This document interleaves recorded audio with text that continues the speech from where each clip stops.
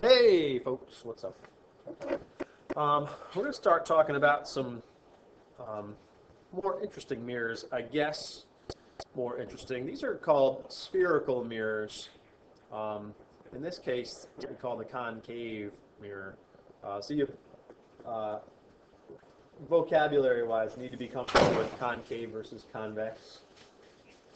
Shanks needs to be comfortable with not dropping things and breaking them on the floor like a klutz. Next year they're going to be asking what you're talking about. And so, yeah, this is a mirror, okay? Mirror. The reflective surface, well, this is the side where the reflection happens, this side over here. So, some things we need to define. One is called, oh now, there it is, the principal axis. That goes right through the center of this mirror. Okay. And there are some rules for how we find images of objects. For how you find images, the interesting thing with mirrors is to find where images are formed. Okay, so here's an object, that arrow. And my mistake is to make this really a two-dimensional thing. This should really just have height and not this dimension. But bear with me. Later, when I have you draw these things, they don't look like that. So here's the way things go. There's a rule that says that,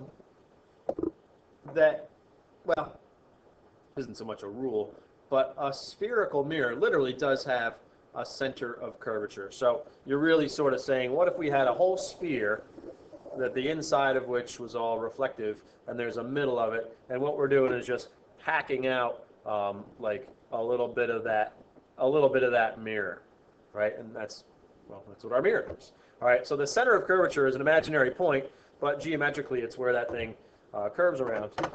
And let's see. One of the rays, there are a couple of rays that are easy to apply some geometric rules to. One of them is this one that comes in parallel to the principal axis. All right. And so what we can really say is imagine that light came from really, really far away. Or imagine there was an object that was really, really, really far away. Well, light that came from that would reflect, or what we call that light, we would say it's incident parallel to the principal axis. Incident means incoming. Well, there's this line that we can draw from the mirror through the center of curvature. Okay, now what you might notice is this is literally, I mean, this is a radius. That's not so much important that it's the radius, but this is a perpendicular up here. All right, and the law of reflection says that this thing is going to reflect at the same angle it comes in at. There's an incident angle, here's a reflected angle, and it reflects something like that, according to the law of reflection.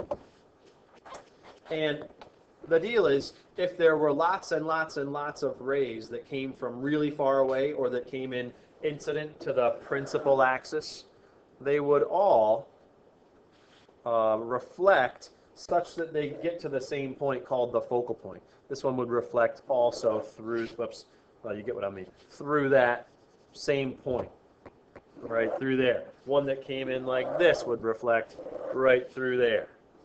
All right, so that's one rule. Rays that come in parallel to the principal axis converge at something called a focal point. Okay?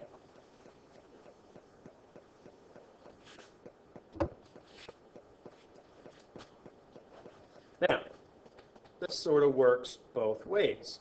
If the light comes in parallel to the principal axis, it reflects through the focal point. If light comes in through the focal point, it reflects parallel to the principal axis. Okay, so we're doing the same rule, but sort of in reverse directions. Either incoming parallel and reflected through the focal point, or incoming through the focal point, reflected parallel. Parallel to PI. That's probably supposed to say PA, principal axis. Okay? And notice that we now have rays of light that come from a single place that have reflected and then actually converge at a specific location. And so that means that the image of the tip of that arrow is formed right there. Now, as far as why the bottom of the image is right there, well, I mean, light that comes from here just bounces right back out like that. Okay, so we always will just put, if part of the object is on the principal axis, then the same part of the image will also be on the principal axis. So there's our image. Okay? Okay. Now, this is what we call a real image. We've seen before virtual images. Plane mirrors, flat mirrors, always make what we call virtual images because in a plane mirror or a flat mirror, light never actually reflects off the mirror and then converges somewhere in an actual location. For plane mirrors, you remember that the reflection happens, but the rays diverge after they've reflected. You have to trace them back to see where it looks like they came from. That's what's called, that forms what we call a virtual image. But in this case, these light rays actually do reflect and converge at that location. This is called a real image. Hello. Now, read at your leisure. So sorry, let me go back to here. Okay? So this stuff, super duper important. Okay? These are called ray diagramming rules. You'll use these to draw the very same thing you see here. This is called a ray diagram.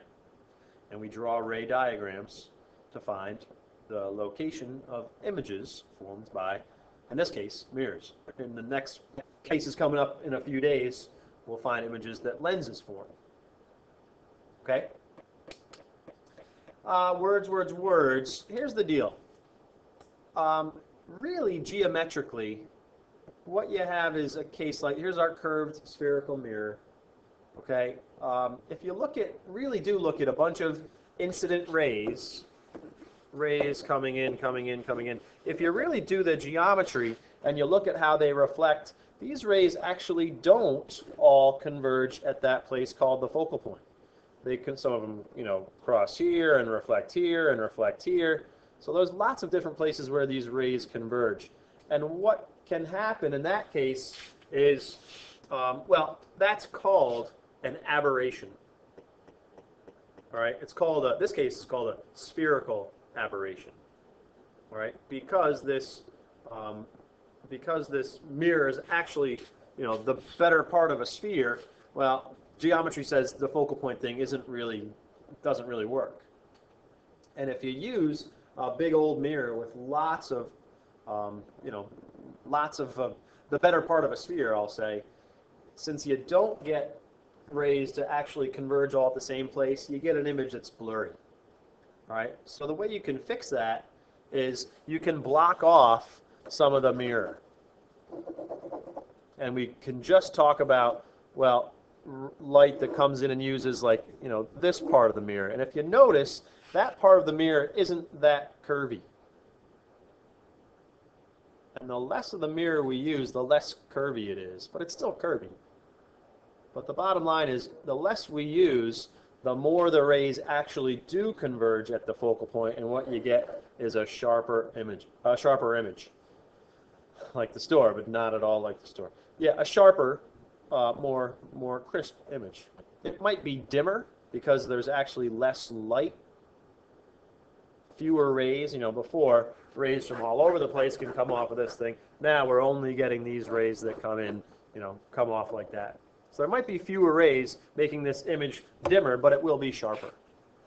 Okay? Now, for that reason, what we will do, even if you see this, which you will, which lets you know this is a concave mirror, what we will use as our reference for any reflection is a straight line like that.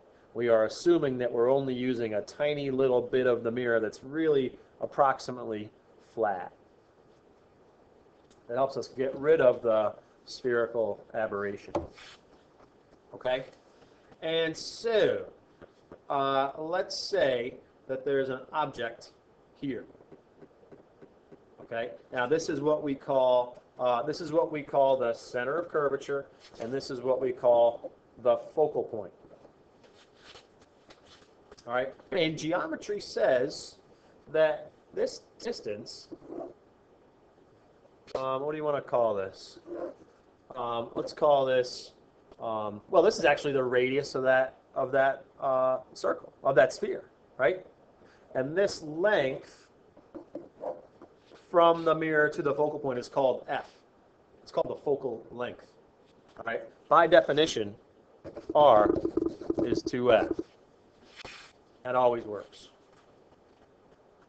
Okay. Let's apply the same rules we used previously for this concave mirror and take our typical couple of rays. One of them is this, the ray that comes in parallel to the principal axis. And notice I've drawn it all the way to the flat dotted line there that I'm using as my mirror. All right, well, by definition, that ray has to reflect. And if you're doing this without a ruler, pause, and then slap yourself in the head, and then get a ruler and start over. Okay, so the rule is this one has to reflect through the through the focal point. All right, here's the tricky one. We said the reverse can be true. Light that's incident through the focal point, well, it could only do that if it comes, sort of, well, imaginarily from the focal point. So this part is imaginary, but it comes, from here in that direction, like it came from the focal point. That has to reflect parallel to the principal axis. And again, the image is formed where these two rays converge, but they never will over here. So what we have to do, like a plane mirror, is trace these back. Come on. Why are you not advancing? There you go. Oh, sort of, never mind that one, but it works. What you can do is trace these back and look at the place that they seem like they originated from.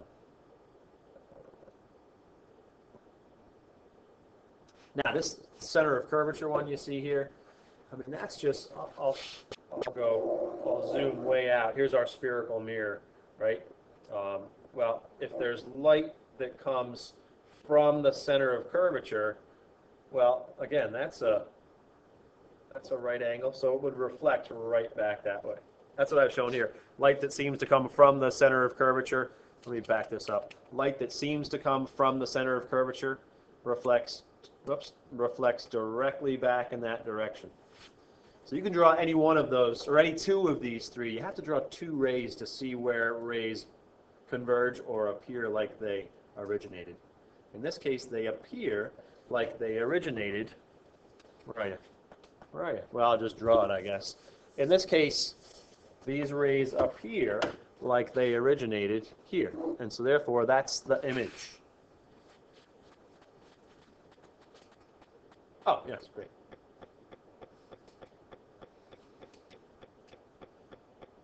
Okay? That's kind of it for concave mirrors. All right, so what we saw is, depending on where the object is, sometimes concave mirrors can make real images, like we saw back a few slides. In this case, they can make virtual images. So the location of that object makes a big difference. Okay? But most important thing is be familiar. Oh boy, I'm not going to back up all those slides. Be familiar and comfortable applying the two rules about the rays about drawing rays for a concave mirror. Okay? Yep. There's also what we call a convex mirror. All right, where the reflection happens, over there. And again, we're still going to approximate the mirror, or that really we're only using a small part of the mirror, so we get rid of a spherical aberration. And the rules are really the same, except a little bit different. All right, this ray will reflect that way, such that it, there are two rays. One, it comes in in parallel to the principal axis. I'll say, whoops, incident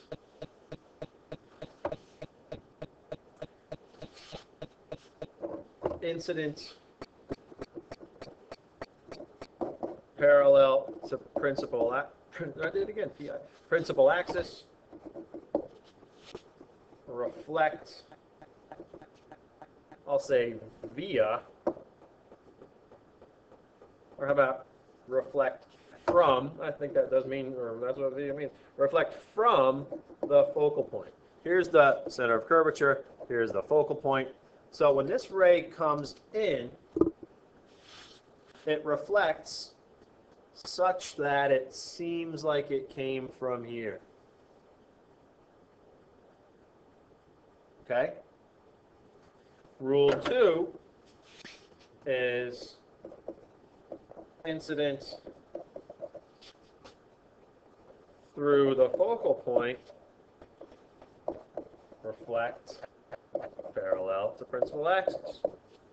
So this one is incident such that it would have gotten to the focal point over here. It reflects out parallel to the principal axis. Now, images formed where these reflected rays converge. Well, they don't converge on the left, but if we trace them back, oh yeah, and the third one, this one that's, I don't know why I put these on here. I never draw the one with the center of curvature, but it's nice to see that 3 rays will work. This one would go directly towards the center of curvature and then reflect directly back out. All right. So since these reflected rays never converge on the left, we trace them back where it seems like they came from. And it seems like they all came from that point right there. Therefore, our image looks like that. It's a virtual image, as the rays didn't actually come from that point, or didn't actually converge there. It seems like they originated there. Oops. One thing we've also said, you've seen a little bit about this. Well, I don't know that we need to get there. All right, that's kind of that's a good place to wrap things up. Okay, what I was making some unclear reference to was magnification. We'll talk more about magnification soon. Okay. You have now. What's this? I don't know what this is. You have a few homework problems to do. All right. And oh yeah, look, I even did number 4 here. So I guess I will talk about.